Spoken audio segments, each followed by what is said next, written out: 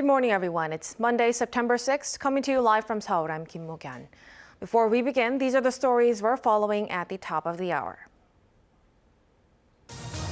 South Korea will observe revised social distancing rules for the next 4 weeks. The measures include some leeway for people who've been vaccinated as the nation approaches the Chuseok holidays later this month.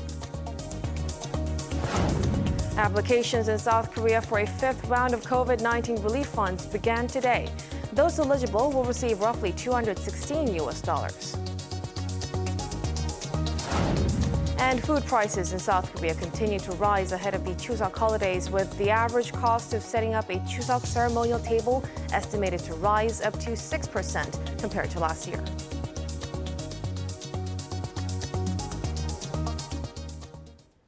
We start with the COVID-19 situation in South Korea, with 4-digit increases in new daily infections for more than a month in the country. The country has been placed under extended social distancing rules, which will run through October 3rd. The measures come as South Korea is bracing for a potential surge in the run-up to the Chuseok holiday, which starts in a couple of weeks. Our Kim Hyo-sun reports. From Monday, extended social distancing measures are in place in a bid to try and rein in COVID-19 outbreaks across South Korea ahead of the Chuseok holiday. This time, the country's health authorities say the measures have been extended for 4 weeks. From September 6th to Sunday, October 3rd, the revised distancing measures will run for 4 weeks, which is longer than the usual 2-week period, considering the Chuseok holiday. There are, however, a few revisions to the previous measures. For the metropolitan area, which is under level 4, up to 6 people can meet, even after 6 p.m. if the party includes 4 fully vaccinated individuals. In level 3 areas, groups of 8 can meet if at least half are fully vaccinated. Businesses such as coffee shops, restaurants, PC rooms, and singing rooms under level 4 can stay open for an extra hour until 10 p.m. However, bars and clubs must remain shut. Authorities have also announced special antivirus guidelines for the upcoming Chuseok holiday. For 7 days from September 17th to September 23rd, family gatherings of up to 8 people are allowed as long as 4 members are fully vaccinated. And in-person visits are allowed at nursing hospitals and nursing homes for 2 weeks from September 13th to September 26th, but only if booked in advance. Despite the extension from Monday, more students in South Korea will be able to attend in-person classes. The country's health and educational authorities have eased attendance cap restrictions at schools, even in areas that are under the toughest level 4 distancing. In such areas, the cap will increase to 2/3 for middle school students and to half or the entire student body for high school students. First and second grade elementary students, as well as senior high school students, will be able to attend offline classes every day. Half of the total student body from 3rd to 6th graders in elementary schools will be able to join in-person classes. In areas under lower level distancing rules, all schools can resume in-person classes as long as the COVID-19 situation is manageable. Kim Hyo-sun, Arirang News. Applications in South Korea for a fifth round of stimulus checks kicked off today. 250,000 Korean won, roughly $216 per person, will be distributed to the people in the bottom 4/5 in terms of household income, and that's roughly 88% of the population. The process begins for those whose year of birth ends in a 1 or 6, followed by those ending in 2 and 7, and so on until Friday, when those born in a year ending in 5 or 0 can apply. After that, people can apply until late October through their respective credit card companies. Individuals can check if they qualify through their credit card company or apps like Kakao Pay. Now, building on from that, we have our Kim Do-yeon standing by at the News Center to give us more updates on the current conditions. As mentioned earlier, adjustments to the distancing measures start today and will go on for another 4 weeks, making it a total of 3 months for current levels. Where exactly are we in the 4th wave of infections, Do-yeon? Well, again, first, South Korea's daily COVID-19 caseload for Monday stood at 1,375, of which all but 24 were locally transmitted. This is a dip of 115 cases from 24 hours before, but it was expected as Monday's numbers reflect slower testing over the weekend. On the week-to-week, it's also down 110 from last week's number for the same period. However, in recent days, although numbers have been fluctuating, they have remained in the same range. In addition, Seoul and its surrounding regions are continuing to report a high number of cases despite having the highest level of social distancing, while the rest of the country is slowly showing some decline in cases under level 3. While South Korea still has another 4 weeks of the current measures to look forward to, if the spread shows signs of being contained by the end, the government is looking to push for normality starting October. Whether these new adjustments to social distancing rules will be a hasty decision to ease the measures or a bridge towards normality will depend on the efforts of all of us. The government wishes this period to be a preparation phase towards normality, and we will do everything to make it just that. The statement from authorities comes as the government is looking into moving toward the with corona stage. This would mean that rather than focusing on curbing the spread, the government would focus on treating critically ill patients from COVID-19, meaning fewer virus prevention measures imposing on people's daily lives. Previously, health authorities hinted that this time would come when the country reached a 70% inoculation rate, which, if all goes according to plan, would come in November. More than 2.5 million doses of Moderna's COVID-19 vaccine are set to arrive in the nation on Monday afternoon.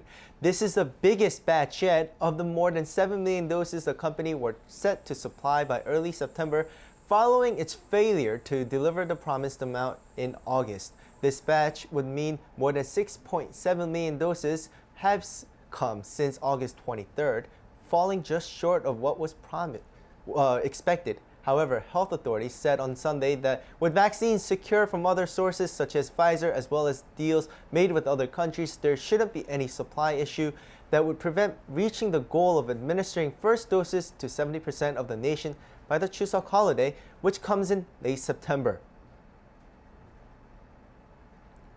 According to U.S. infectious diseases expert Dr. Anthony Fauci on Sunday, Pfizer's COVID-19 vaccine is likely to be approved by the FDA for the booster shot or third dose before September 20th.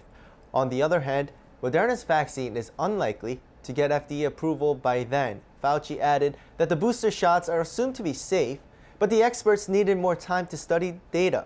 This comes as the Biden administration said it will start giving out booster shots on September 20th, skipping the usual practice of getting FDA approval before making such announcements.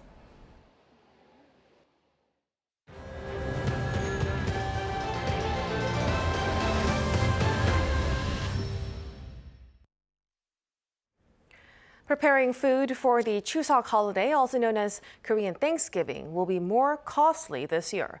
According to the Seoul Agro-Fisheries and Food Corporation, it will cost households around $245 to buy food to put out for memorial rituals called charye when shopping at large grocery stores.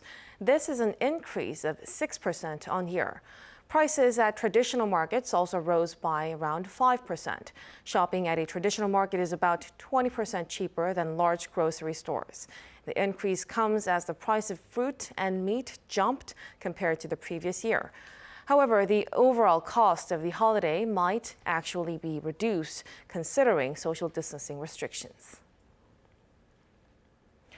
China has been clamping down on its entertainment industry in the recent weeks, punishing celebrity fan sites as well as reportedly adding non-Chinese celebrities to the blacklist. The nation is also imposing stronger measures against idols who do not conform to the traditional beauty standards. Choi Min-jung reports. China's ongoing crackdown on its popular culture industry is stepping up day by day. On Sunday, the country's biggest social media platform Weibo punished BTS's Chinese fan site for crowdfunding to customize a plane to celebrate BTS's member Jimin's birthday. Weibo banned the fan club from posting for 60 days and deleted related posts, stating that the social media platform is strictly against the irrational support of celebrities. The move is in line with the government's recent measures to clamp down on fandom culture by strengthening restrictions and discouraging fundraising activities related to fandom. The government is taking aim at celebrities as well. According to Taiwanese sources, around 9 stars are on the country's blacklist. This comes as sources say the broadcasting authorities are planning to place new restrictions on celebrities who have foreign citizenship.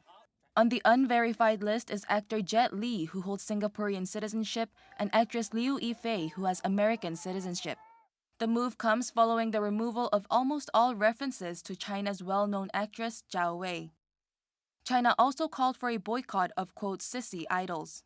In another cleanup measure of the pop culture industry, authorities recently announced that they will establish a correct standard for beauty. In doing so, male idols who wear makeup and do not conform to the Chinese macho male stereotypes will be blocked from the industry. Control over the entertainment sector has grown as excessive stardom and fandom is increasingly being regarded as a dangerous threat to the country's ideology. Choi Min-dong, Arirang News. In Afghanistan, reports of the repression of women continue to escalate. The BBC reported Monday that the Taliban have been accused of killing a pregnant policewoman. Taliban spokesman Zabiullah Mujahid denied the accusations, but three sources told the BBC that they had seen Taliban members beating and shooting her in front of her husband and children. The reason behind the murder is unclear, but the Taliban have given reassurances that they have granted amnesty to those who have worked for the previous administration, putting the killing down to a personal conflict. Meanwhile, the Taliban on Sunday detailed in a document that female students in universities should wear niqab, otherwise known as the face veil. They also said that men and women should be separated at least by a curtain if necessary. North Korea has denounced the U.S. as a country that undermines democracy and human rights, referring to the crisis in Afghanistan as well as ongoing ethnic discrimination within the country. Pyongyang's foreign ministry highlighted on its website Sunday how Washington should immediately halt intervening in other countries' affairs. It also explained that the international community has come to realize that the U.S. has been destroying democracy and human rights by witnessing the situation unfolding in Afghanistan. It urged the U.S. to explain the civilian casualties that have resulted from its numerous airstrikes. South Korea's Ministry of Gender, Equality and Family has analyzed the country's demographic data and is projecting that women will outnumber men by the end of this decade. And as reflected in other stats, a growing proportion of women are choosing not to get married or have children. Kim Yeon-sing has the details. In less than 10 years, women in South Korea will outnumber men, something that has not happened as long as records have been kept. This is according to the Ministry of Gender, Equality and Family, which on Sunday released an analysis of the latest statistics. The average woman's healthy lifespan has increased by 5 years since the turn of the century, and it remains consistently above that of men. According to the ministry's calculations, at this rate, in 2030 there will be 99.8 men for every 100 women. The lower smoking and drinking rates among women may have played a part in lengthening their healthy lives relative to men. Household dynamics are shifting as well. More women are choosing to live by themselves over getting married. The number of women living by themselves has increased by more than twofold from 20 years ago, while the number of couples getting married for the first time decreased by almost 40%. After I've gotten a stable job, there was so many things I wanted to do and enjoy. And I'm now in my late 30s, I don't have to feel that pressure to get married. And so I think that's why I'm still single. This and other factors have led to plummeting birth rates. The birth rate has fallen to an all-time low of 0.84 babies likely to be born on average to women of childbearing age. Along with the increase in single women, life satisfaction reported by women has risen as well. More than 60% of women in 2020 answered that they were satisfied with their lives, an increase of 2.1 percentage points from 2017. But still, less than 60% of women answer that women are treated fairly in South Korean society, while less than 30% answer that it was a safe place for women. Kim Yeon-sung, Arirang News. The closing ceremony of the Tokyo Paralympics took place on Sunday night, bringing the curtain down on one of the eeriest games in Olympic history, with events taking place in mostly empty stadiums due to the pandemic. Despite the odds being stacked against it, many watchers say Tokyo did a fine job hosting, and the Paralympic flag is now passed to Paris. Our Han Sung-woo reports. Held against all odds under the unprecedented circumstances of a global pandemic, the Tokyo 2020 Olympic and Paralympic Games have finally come to an end.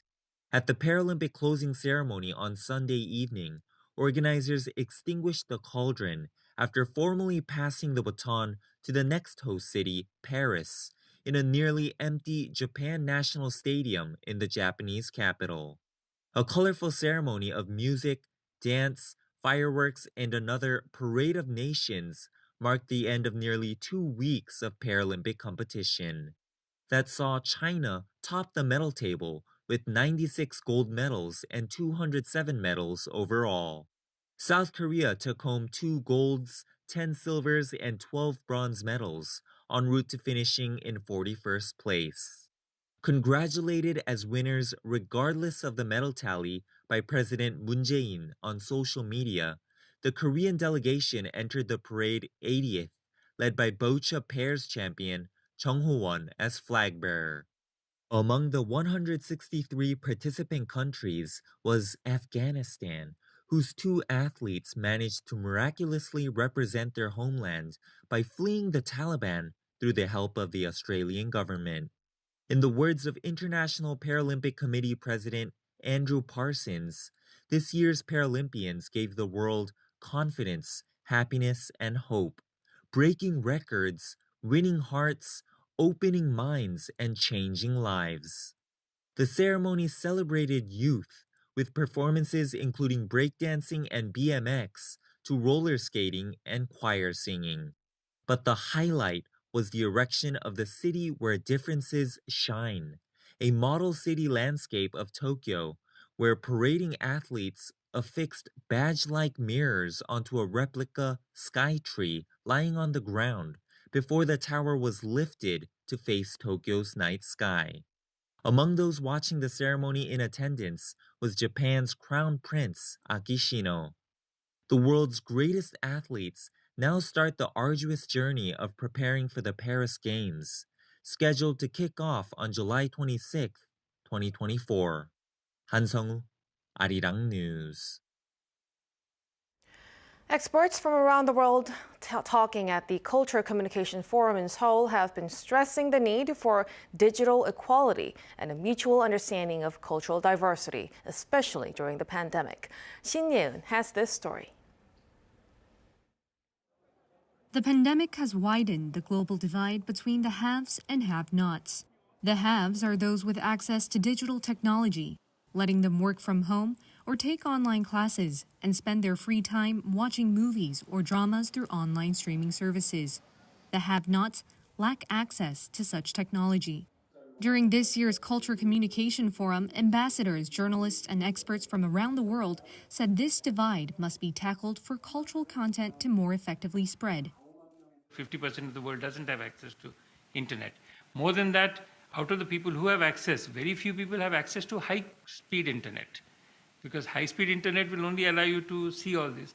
It's not easy to find in my country the good connection, the good platform.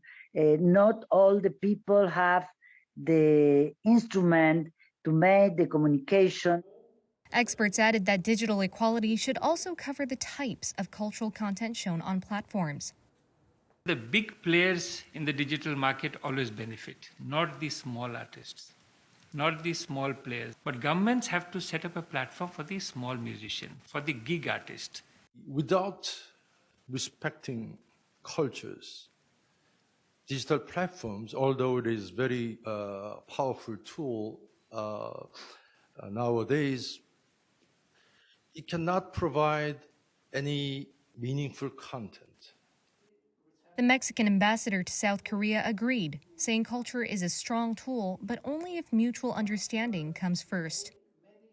In the era of the people's diplomacy, it's better to underline what unites us and not what divides us. While the pandemic might have intensified divisions across borders, experts say culture could bring countries together as long as governments work towards providing digital access and a mutual understanding of cultural diversity. 신예은, Arirang News.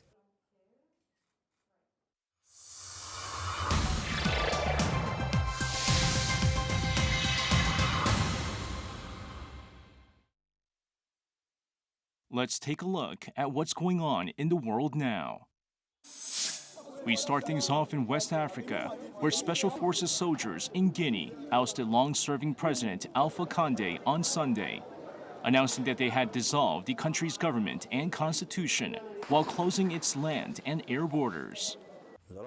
We will dismiss institutions. Our government is dissolved. The closing of terrestrial borders is still effective for a week. And we will see after that what to do about our air borders. The announcement comes after gunfire erupted and fighting broke out near the presidential palace in the capital, Conakry, on Sunday morning. Hours later, videos were seen on social media showing President Condé in a room surrounded by Army Special Forces.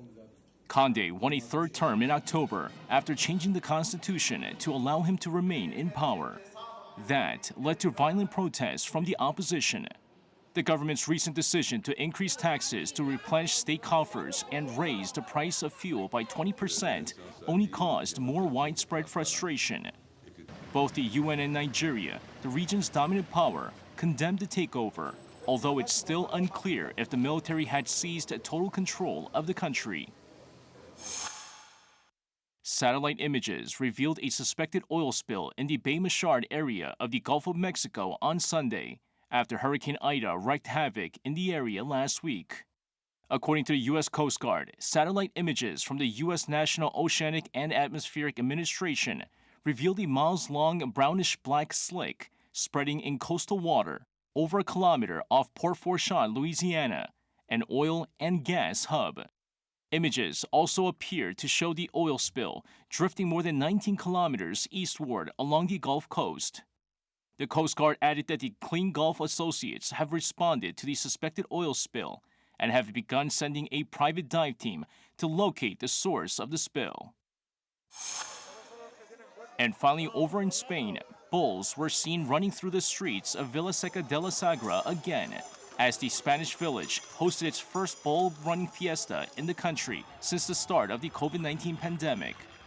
Following health restrictions, up to 900 runners are allowed to race against the bulls each day during the festival, which runs from September 5th to the 12th. Officials added that the crowd is also limited to 1,300 people per run. And for the participants, they don't mind some restrictions as long as the tradition returns.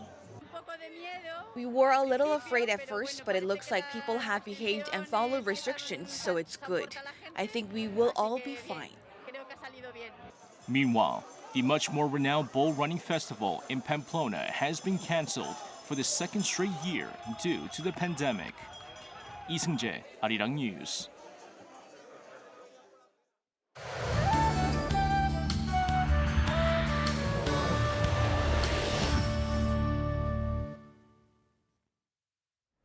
Good morning. Just when we thought nice autumn weather under blue skies is here, rain is back in the forecast. Rain clouds that formed over the West Sea have been dropping rain in Jeollado provinces and surrounding areas. Then rain will spread to the rest of the country as the day goes on, and the capital will also see rain around the evening commute. Then regions in the east will see showers after midnight. Rain will continue through tomorrow, so we need to keep an umbrella handy. Meanwhile, central regions will be seeing heavier rain this time, 30 to 80 millimeters of rainfall, along with strong winds in the west. Afternoon ratings will be similar to yesterday, Seoul and Jeju going up to 27 degrees, Gwangju at 24. Now it looks like rain lingers through tomorrow or Wednesday for some, then we can expect sunny skies back by Thursday with temperature gaps between lows and highs. That's Korea for you, and here's a look at the weather conditions around the world.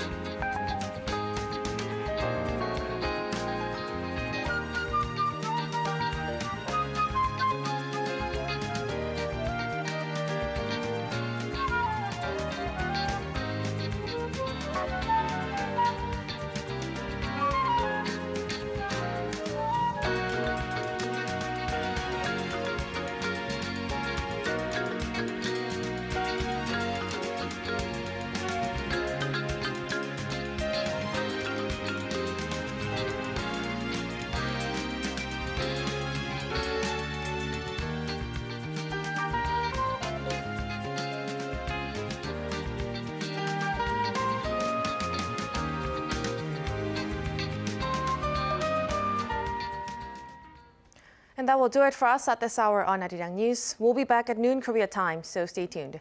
Thank you for watching and goodbye.